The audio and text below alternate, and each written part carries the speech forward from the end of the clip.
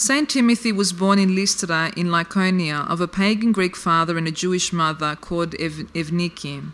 His grandmother was a Christian, and it was perhaps through her influence and teaching that he came to follow Christ. When the Apostle Paul visited Lystra, the young Timothy was already a full member of the Christian church, and after the two discussed the many difficulties Christianity was facing, the younger man expressed a desire to serve as a missionary despite its hazards.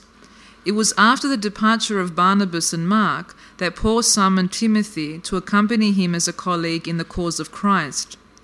About a quarter of a century after Christ had died, Timothy and Paul travelled to Europe accompanied by Silas in a missionary task of staggering proportion.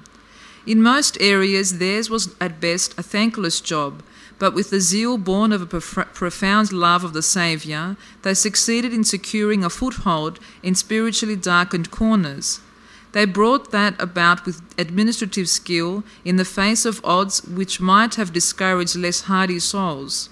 In a fury of religious oratory, they summoned thousands to the fold and established churches of God where for centuries people had worshipped mere objects or beasts out of fear and superstition. When Paul was summoned to Athens, he commissioned Timothy to carry the word of Christ to Corinth, Thessaloniki, and Philippi. To these areas, Timothy displayed his talents to the fullest in establishing a nucleus of Christian churches, which became the cornerstone from which Christianity has grown to its present-day proportions. With the help of subordinate apostoles, he instilled in the populace a love of the Saviour. Under his leadership, churches were built, the form of worship was set forth, and capable ministry for all services were established. Overcoming obstacles strewn in his ministry path, Timothy made his way to Ephesus. There he was established as bishop of that city and took on the formidable task of putting Christ into the hearts of people who lived in fear and awe of the pagan god Artemis. The pagans grew more and more resentful of the presence of Timothy, and out of their hatred evolved an aura of terror.